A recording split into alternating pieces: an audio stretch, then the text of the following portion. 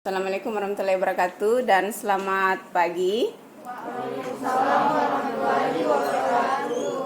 Oke, pada pertemuan kali ini Ibu akan membahas terkait dengan RPS atau Rencana Pembelajaran Semester pada mata kuliah Teori Bahasa dan Otomata. Adapun capaian pembelajaran dari mata kuliah Teori Bahasa dan Otomata untuk capaian pembelajaran pada program studi di mana menguasai teori bahasa dan otomata di berbagai bidang untuk pengembangan ilmu pengetahuan dan teknologi yang memiliki etika dan tanggung jawab profesi. Kemudian capaian pembelajaran dari mata kuliahnya yaitu ada 3. Yang pertama, mahasiswa mampu menguasai konsep dasar bahasa dan otomata. Kemudian yang kedua, mahasiswa mampu memahami komputabilitas dan kompleksitas untuk membentuk dasar penalaran komputer. Dan capaian pembelajaran mata kuliah yang ketiga yaitu mahasiswa mampu memahami masalah kompilasi. Berikutnya deskripsi singkat dari mata kuliah Teori Bahasa dan Otomata yaitu mata kuliah ini akan memberikan bekal pengetahuan dan keterampilan sehingga menghasilkan mahasiswa yang mengerti tentang pengertian otomata, tata bahasa, finite state automata, dan tata bahasa reguler, kemudian ekspresi reguler, dan kompilasi. Yang menjadi referensi dalam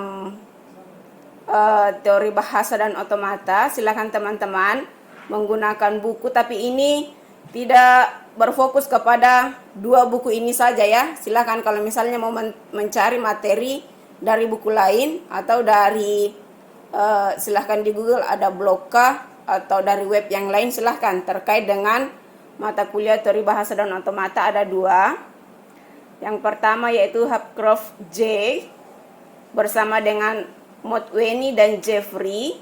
Judul bukunya Teori Bahasa dan Otomata. Kemudian buku yang kedua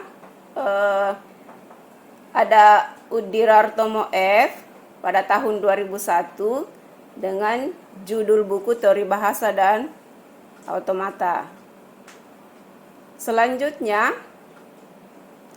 untuk pertemuan pertama pada mata kuliah ini, capaian pembelajarannya yaitu ada 2.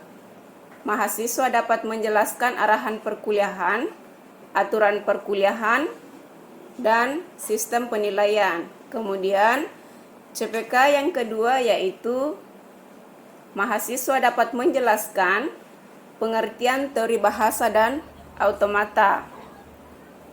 Selanjutnya indikator dari CPK untuk pertemuan yang pertama ada mahasiswa mendiskusikan dengan terarah arahan perkuliahan, aturan perkuliahan, dan sistem penilaian. Kemudian mahasiswa menjelaskan pengertian teori bahasa dan otomata. Pada pertemuan yang kedua, CPK-nya yaitu mahasiswa dapat menjelaskan konsep bahasa dan otomata dengan beberapa indikator. Yang pertama, mahasiswa mampu menjelaskan kegunaan otomata. Kemudian, mahasiswa dapat menjelaskan teori himpunan. Berikutnya, mahasiswa dapat menjelaskan operasi himpunan. Mahasiswa dapat menjelaskan FSA. Indikator berikutnya yaitu mahasiswa dapat menjelaskan notasi.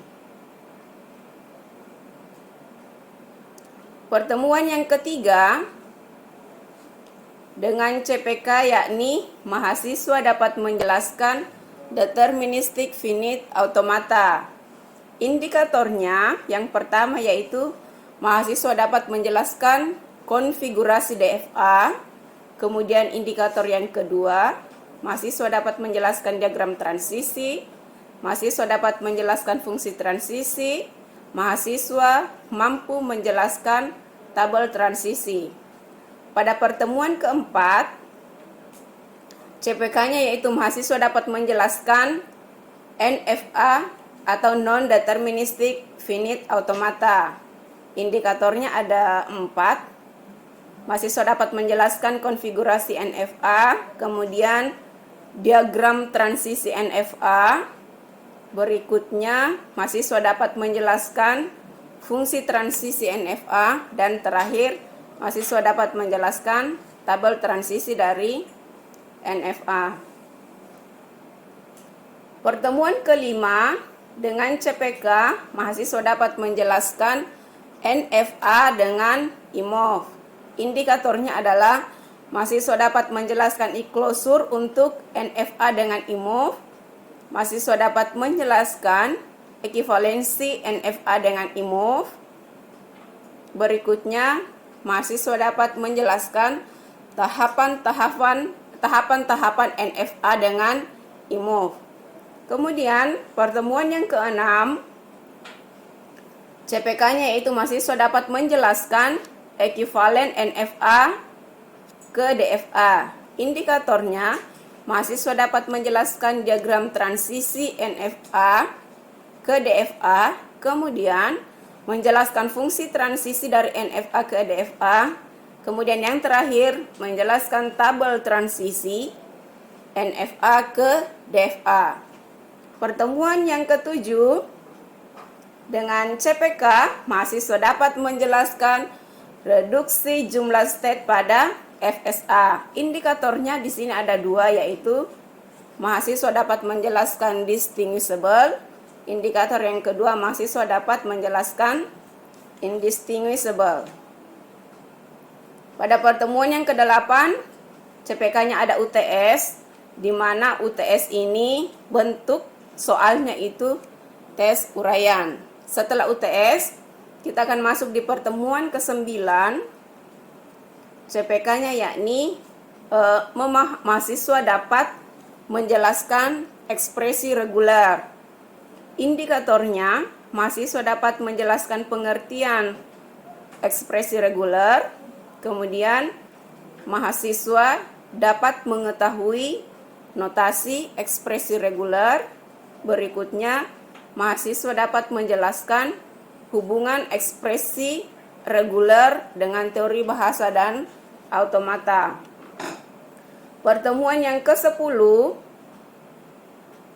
CPK-nya yaitu mahasiswa dapat menjelaskan aturan produksi. Indikatornya ialah mahasiswa dapat menjelaskan pengertian aturan produksi. Kemudian mahasiswa dapat menjelaskan format aturan produksi. Berikutnya, mahasiswa dapat menjelaskan simbol variabel. Indikator yang terakhir dari pertemuan yang ke-10 yaitu mahasiswa dapat menjelaskan simbol terminal. Di pertemuan yang ke-11, dengan CPK yakni mahasiswa dapat menjelaskan aturan produksi lanjutan, di mana mahasiswa dapat menjelaskan prinsip konversi otomata ke aturan produksi sebagai indikatornya. Untuk pertemuan ke-12, mahasiswa dapat menjelaskan bentuk normal Chomsky. Indikatornya di sini yakni mahasiswa dapat menjelaskan transformasi CFG ke CNF. Kemudian, mahasiswa dapat menjelaskan konversi CFG ke CNF. Selanjutnya, mahasiswa dapat menjelaskan eliminasi produk hampa. Indikator yang berikutnya yaitu mahasiswa dapat menjelaskan eliminasi produk unitas. Indikator berikutnya yaitu mahasiswa dapat menjelaskan penerapan batasan bentuk produk. Kemudian, mahasiswa dapat menjelaskan batasan panjang produksi. Selanjutnya, pertemuan ke-13, CPK-nya yaitu mahasiswa dapat menjelaskan bentuk normal Chomsky lanjutan. Ini lanjutan dari pertemuan sebelumnya ya. Nah, di pertemuan ini indikatornya yang pertama yaitu mahasiswa dapat menjelaskan pengertian pengantar kompilasi. Kemudian mahasiswa dapat menjelaskan translator. Berikutnya, mahasiswa dapat menjelaskan kompilator dan komponennya. Selanjutnya, mahasiswa dapat menjelaskan fase kompilasi. Indikator berikutnya yaitu mahasiswa dapat menjelaskan penganalisa leksikal. Indikator yang terakhir dari pertemuan ke-13 yaitu mahasiswa dapat menjelaskan pembangkit kode. Pada pertemuan ke-14 dengan CPK yakni mahasiswa dapat menjelaskan metode parsing. Nah, indikator dari pertemuan yang ke-14 ini yakni mahasiswa dapat menjelaskan parsing top down, kemudian mahasiswa dapat menjelaskan parsing bottom up. Berikutnya, mahasiswa dapat menjelaskan metode brute force. Selanjutnya, mahasiswa dapat menjelaskan metode recursive descent. Kemudian indikator berikutnya, mahasiswa dapat menjelaskan prosedur parsing. Di pertemuan ke-15, CPK-nya yaitu review dari pertemuan 9 dan 14 karena pertemuan 1 dengan 8 tadi kan sudah UTS. Berikutnya pertemuan 9 dan 14 ini dengan indikator yaitu mahasiswa mampu menjelaskan secara umum materi perkuliahan. Kemudian berikutnya yaitu mahasiswa mampu mengungkapkan permasalahan pembelajaran tes dan solusinya. Pertemuan terakhir CPK-nya yaitu ujian akhir semester, yaitu evaluasi yang kedua. Tadi sudah ada evaluasi yang pertama yaitu pertemuan 1 sampai 7. Berikutnya evaluasi yang kedua yaitu ujian akhir semester. Bentuk tesnya itu yaitu tes uraian. Nah, jumlah pertemuan kita atau tatap mukanya itu ada 3 kali 50 menit ya, karena ini kan 3 SKS ya. Ya, kemudian nanti di setiap pertemuan itu ada kuis dari pertemuan 1 sampai pertemuan 14. Oke, cukup sekian ya untuk penjelasan terkait dengan RPS. Nah, berikutnya kita akan membahas terkait dengan materi yang ketiga, di mana pada tadi Ibu sudah jelaskan ya. Untuk pertemuan pada minggu ketiga, di sini CPK-nya itu mahasiswa dapat menjelaskan deterministik finite automata. Indikatornya Ibu ulangi kembali ya, mahasiswa dapat menjelaskan konfigurasi DFA dengan baik. Mahasiswa dapat menjelaskan diagram transisi dari DFA. Kemudian mahasiswa menjelaskan fungsi transisi dan mahasiswa menjelaskan tabel transisi. Materi dari DFA yakni yang pertama ada beberapa unsur dalam automata ya. Jadi ada lingkaran yang menyatakan state. Berikutnya materi pada pertemuan kita kali ini yaitu deterministik finite automata. Dalam DFA ada beberapa unsur, ada 1, 2, 3, 4, 5, 6, ada elemen. Yang pertama yaitu lingkaran yang menyatakan state. Kemudian label pada lingkaran adalah nama state. Ini lingkaran atau state ya. Berikutnya ini label state atau nama state. Berikutnya ada busur yang menunjukkan arah transisi. Jadi nanti ada lingkaran yang satu akan bertransisi ke lingkaran berikutnya. Misal Q1 itu label state-nya. Berikutnya di transisinya nanti ada juga busur atau ada inputan. Ini namanya label busur atau inputan ya. Unsur yang berikutnya yaitu lingkaran yang diawali dengan busur tanpa label itu merupakan state awal. Jadi setiap state awal ada busur di depannya, tapi tidak ada inputannya atau tidak ada label transisinya. Beda kalau transisi dari Q0 ke Q1 kemudian ada inputannya atau ada label busurnya berupa A. Kalau di state awal ini hanya busur, jadi tidak ada label atau tidak ada inputan. Kemudian unsur berikutnya ada lingkaran ganda. Nah, kalau di state awal selalu diawali dengan busur panah. Selalu diawali dengan busur tanpa inputan. Ini state awal. Kemudian di state akhir dia double lingkarannya, dia ganda. Dalam otomata ada nanti notasi, ada key, kemudian ini sebagai inputan, ada fungsi transisi, ada state awal, ada himpunan, state akhir. Nanti Ibu kasih contoh sedikit ya. Definisi dari DFA yaitu dari suatu state ada satu state berikutnya untuk setiap simbol masukan yang diterima. Contohnya seperti ini. Teman-teman dapat lihat gambar. Untuk gambar yang pertama, tadi penjelasannya setiap satu inputan kemudian mendapatkan atau menghasilkan satu state berikutnya.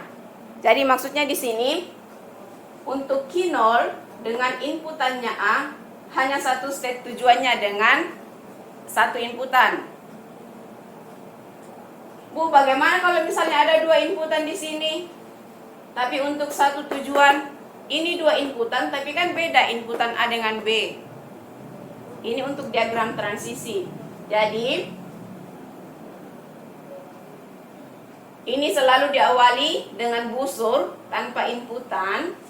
Berarti ini Q0, yaitu state awal, ada Q0, kemudian lingkaran dengan garis ada duanya ya. Garis ada dua atau ganda lingkarannya itu merupakan state akhir atau Q1. Kemudian inputannya itu ada A dan B.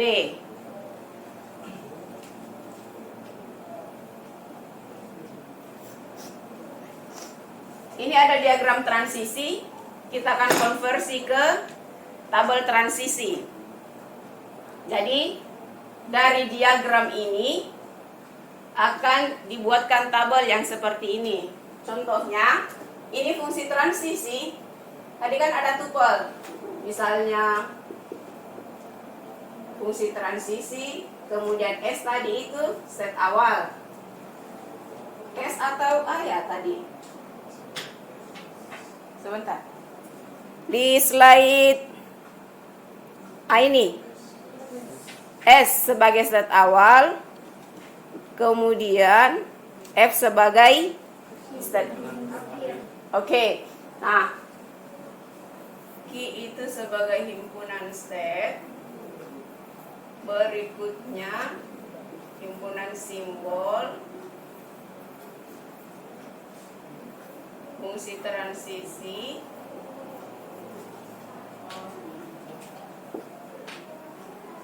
berikutnya itu ada S state awal, F sebagai state akhir. dari diagram NFA yang ini dapat ditentukan Q-nya. Ada berapa himpunan state dari diagram transisi yang ini ya. Himpunan state itu misalnya ini Q0, ini Q1. Ada Q0 dan Q1. Kemudian himpunan simbolnya. Untuk diagramnya ini ya. Ada A dan B. Berikutnya nanti kita buatkan fungsi transisinya ya. Untuk S, state awal ada Q0. Kemudian F sebagai state akhir ada Q1. Nah, yang pertama kita akan buatkan tabel transisi seperti yang teman-teman lihat di depan ini. Fungsi transisi, kemudian ada inputannya, kemudian ada state-nya. Ini dapat dari mana Q0? Q0 dilihat arah transisinya ya. Yang ini Q0 untuk inputannya A, kemana arah panahnya? Q0 inputan A, kemana arah panahnya? Ke Q0. Oke, yang ini ya. Berikutnya Q0 dengan inputan B. Oke. Berikutnya dari Q0 ini masih adakah inputan yang keluar?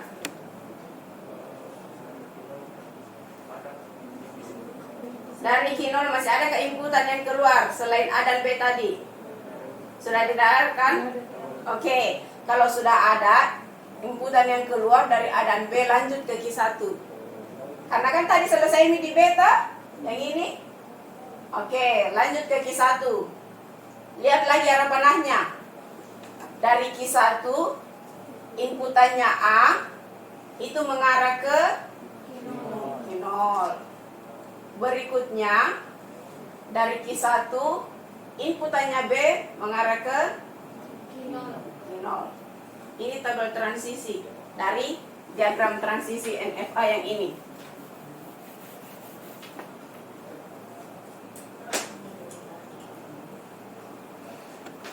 Berikutnya kita akan membuat fungsi transisi. Hampir sama tadi dengan label. Bukan dengan label, dengan tabel. Ini bentuknya yang berbeda. Kalau tadi itu tabel kan ada baris dan kolom ya untuk tabel transisi. Nah, kalau fungsi transisi simbolnya dulu, simbol fungsi transisi, kemudian buka kurung, tutup kurung. Ini ada nama state dengan inputan A. Bukan hanya inputan A ya, dengan beberapa inputan. Tadi fungsi transisi A, B. Kemudian Q0 tadi, Q0 dengan inputan A, Q0 ya. Kemudian Q1, Q0, Q0. Untuk membuat fungsi transisinya sama. Fungsi transisi Q0 ke A, kalau misalnya bingung, boleh lihat tabel transisinya. Oh, Q0 dengan inputan A. Kemana tadi tujuannya? Q0. Q0. Itu fungsi transisinya. Berikutnya, fungsi transisi Q0 dengan inputan B. Ke Q1. Selanjutnya, fungsi transisi Q1 dengan inputan A. Ke Q0. Lanjut, fungsi transisi yang terakhir, Q1 dengan inputan B. Ke Q0. Yang tadi itu hanya 2 state. Berikutnya bagaimana dengan kalau misalnya 3 state? Sama Ji, kita buat dulu ini diagram transisinya. Berikutnya buat tabel transisinya. Selanjutnya ada fungsi transisi ya. Oke, yang pertama kita buat tabel transisi ya.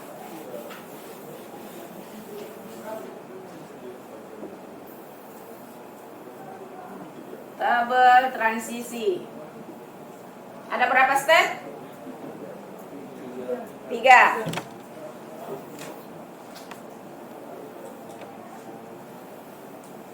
Inputannya ada 2 ya. Fungsi transisi, kemudian ada Q0, ada Q1, dan ada Q2. Kemudian ada A dan B. Ini tabel transisinya untuk step Q0 dengan inputan A. Q0. Q0 dengan inputan B. Q1. Berikutnya, lihat lagi ini. Ini step Q1, ada inputan yang keluar. A ya, menuju ke Q1. Berikutnya, Q1 dengan inputan B ke Q2. Kemudian step akhir dari Q2, inputan A-nya ke Q1. Selanjutnya ke Q2. Lanjut buat fungsi transisi. Fungsi transisi Q0 dengan inputan A. Q0. Kemudian fungsi transisi Q0 inputan B. Q1. Berikutnya fungsi transisi Q1 inputan A ke Q1.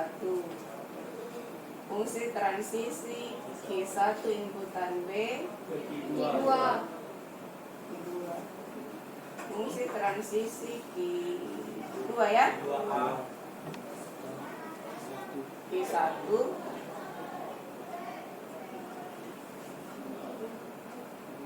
ke Q2.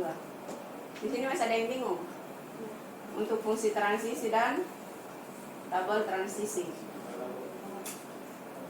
Untuk himpunan state-nya ada berapa? Ada berapa state? Oke, ada Q0, Q1 dan Q2.